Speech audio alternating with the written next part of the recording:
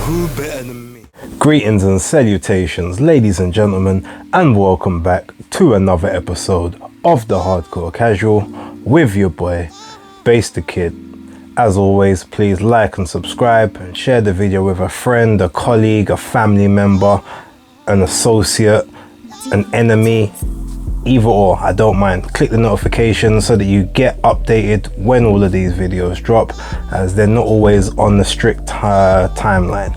However, few things to talk about today, so without further ado, let's get into the show.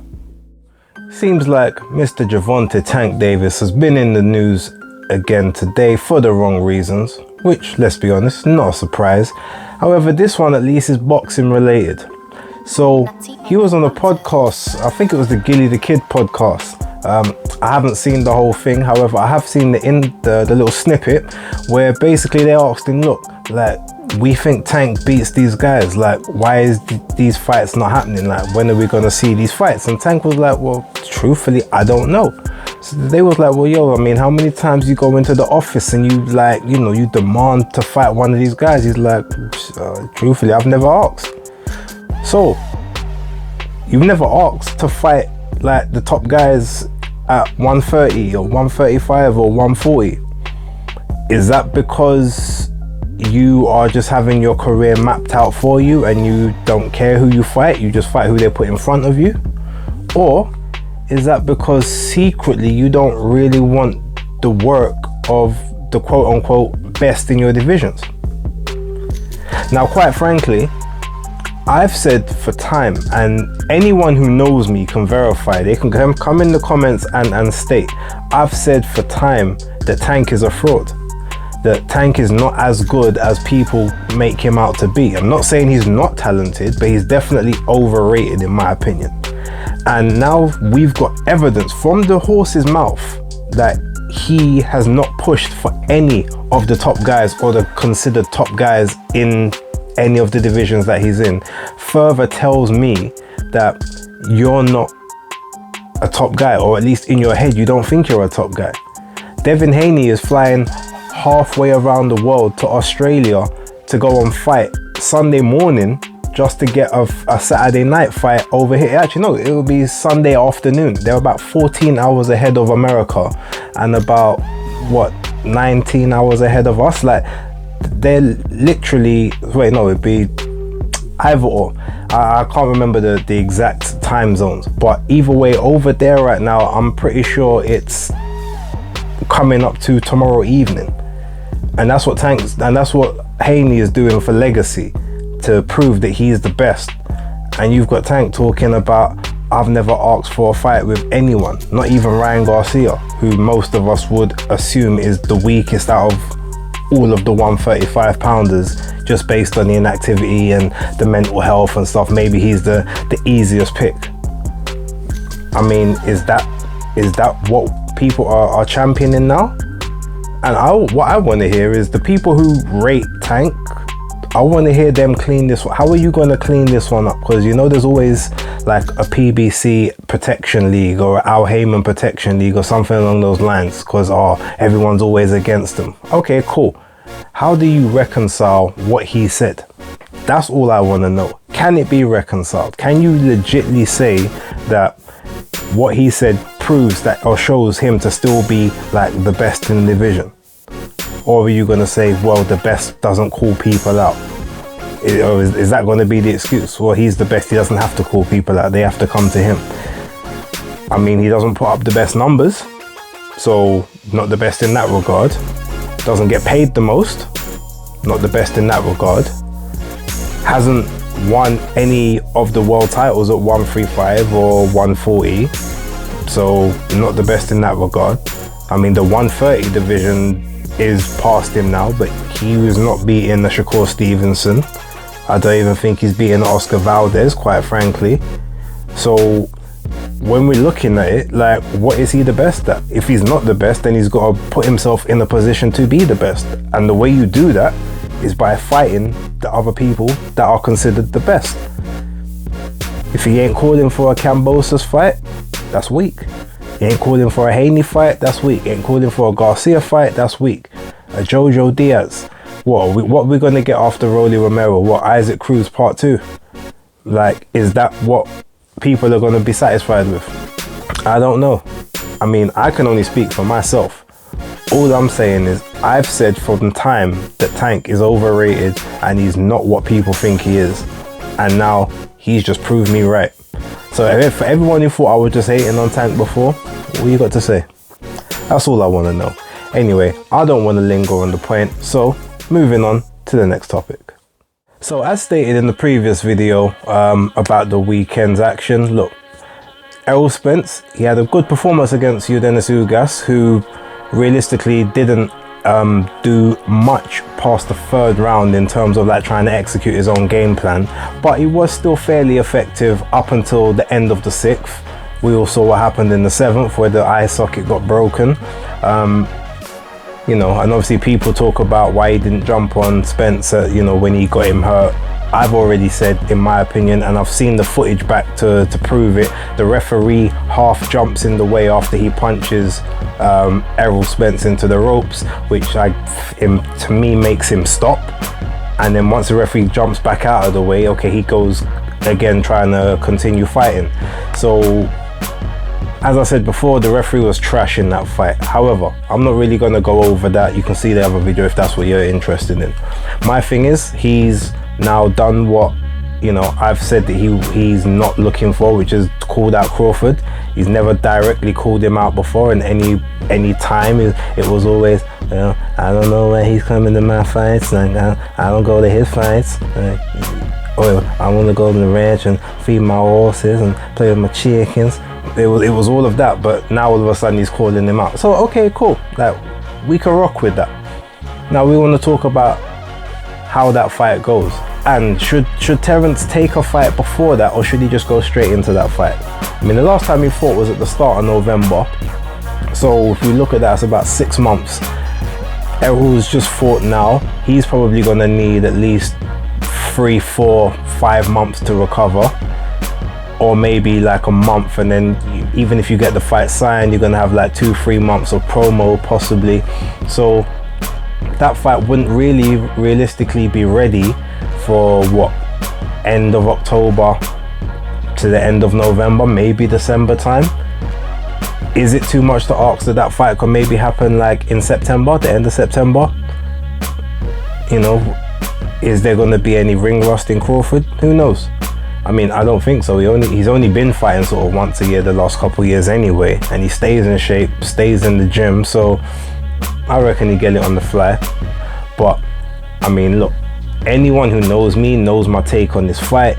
It's never changed. Like, personally, I think Crawford dog walks him, because even if you look at this very last fight, every single time he got touched by Ugas, whether it was a counter, whether it was a shot to the body, it hurt. Like, he was wincing at everything. And even after he had Ugas mash up in the 9th round, Ugas hit him with 3 different body shots in the 9th round, which folded him over all 3 times. I've never seen him react like that to body shots before. His body is wrecked. Everyone's talking about, oh, there's no effects from the car crash. No, the car crash, there is effects from that. Like, his body is not as sturdy as it once was. Plus the fact he was always ballooning up and down in weight before, like not living the life. These are all things that look like they're catching up with him a little bit now. The fact he brought a nutritionist in for this camp is probably the one thing that saved him, in my opinion. But that's all speculation. All I can say now is the fight's gonna happen. Now, if they go on the 70-30 type thing, that's not gonna run, because look, okay, you got 3 of the belts there, cool, but Bud's a free weight champion, undisputed in one of them. Outside of that, he makes more guaranteed per fight than you have in all the fights leading up. Like, you literally did, what was it, a 55-45 with Ugas, or 50-50? You went 50-50 with Mikey Garcia, and I think it was 55-45 for Crawford, or 60-40 for Crawford. I mean, for Porter, sorry. But with all of that, you're going to tell me that you're going to get 70-30 against Crawford, who, when you two were fighting on normal platforms together, he's got the highest numbers in terrestrial TV compared to anyone else. including yourself. He was getting paid more than you per fight, guaranteed. Per fight, like, you can look it up, all the numbers, they all correlate the exact same way. Plus he's got more accolades than you, like, in the game. So while you may have and you can't even look at your pay-per-view numbers, because they've dropped. Every pay-per-view from the Mikey Garcia fight has steadily gotten worse and worse and worse. So it's not even like you can fully say, oh well, you know, I'm consistently hitting these numbers, because you're not. So all I just want is there to be like some realism when it comes to the negotiations. If it's got to be a 60-40, cool, you know what, I'll say that's fine. Anything outside of that doesn't really make much sense in this case. But you know what, I would not be surprised if a mandatory gets thrown upon my man. The WBA, I mean, Stanionis and Butai have stepped aside, so that now Stanionis has got that. I mean, how long before the WBA call for that consolidation? The IBF hasn't had a mandatory for 4 years. Maybe that's because of the accident and the eye. That could be a reason as to why that is, but I just have a feeling that the fight may not come off, or it may get delayed, because he might have to take care of one mandatory. So therefore Crawford's got to have an interim fight, because there's no point in being out the ring for 14 months before he fights him. He might as well get some of the sharpness back. But I'm gonna take him at his word. He said that's the fight he wants next. He's not interested in anything else. He's making some nice little strap season shirts online. I see them, you know, I like it, the whole big fish thing, but you know, like, who cares about a big fish when you are the ocean? Like, that's literally it. Like, he's the big fish, but Terence Crawford is the ocean. Like, so you can swim around in there all you want, but like, you're in his lane. Like, when you die, he's still there. That's literally how it works out. So look, we'll see how it goes. I mean, I could break down some other stuff. I wanted to talk about the records as well, and people talking about the records between the two of them, but you know, I think I'm going to save that for future content, because that's something that I definitely will address, and it will definitely be something that's interesting to the viewers, I hope anyway. But yeah, let me move on to the final topic for today. So Steve Bunce went out to Portugal, got a nice little 30-minute interview out with Dillian Whyte recently. I watched it earlier on today actually, where he was basically, you know, was going through his life and talking about little things here and there, but obviously he was going into a bit more detail about, you know, the Fury side and how they ain't trying to treat him right, and you know, the only reason certain things didn't happen the way they need to happen is because, you know, they was trying to mug him off and act as if, you know, he wasn't a part of this, you know, situation, which is similar to the press call the other day where he's saying, look, it's not just the Tyson Fury show, it's the Dillian Whyte and Tyson Fury show, and we both need to get handled with a certain level of respect. 100%. And I feel like, as I said the other day, anyone who's looking at it can tell that Frank Warren handled this thing poorly, probably because he's not used to handling things on this kind of magnitude. That might be the reason. But outside of that, maybe he's just on the tip of, he's not used to fighters having as much power as they do. Because remember when Barry Hearn was talking about everyone, you know, they used to be like slave owners, like, you know, you fight when we tell you to fight, you do what we tell you to do. And he's like, well, I'm paying you this amount of money, like, why are you not complying?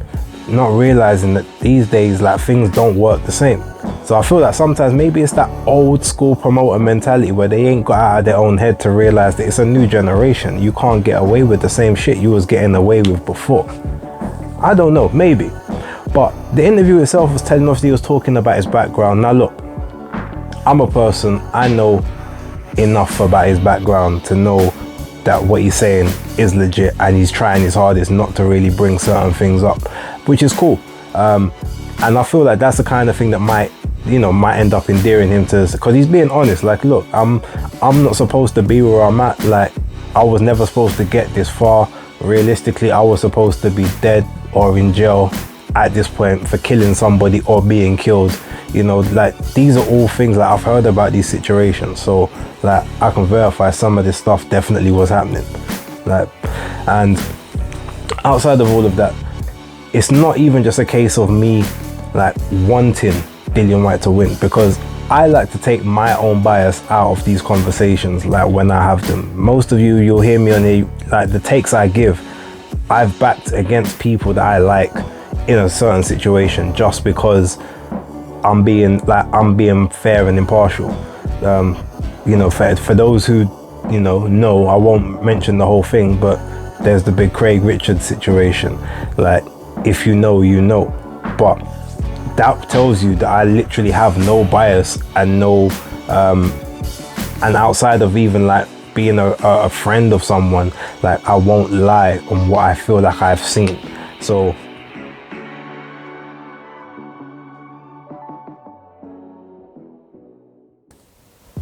I mean, look, I'm gonna put some money down on it, because ultimately that's gonna be a nice chunk of change to come back with. And I feel as if, also outside of that, if we talk about the whole mental thing, he said, well, Fury can't get in his head, and if he went in there, he would see that it's nothing but disturbance.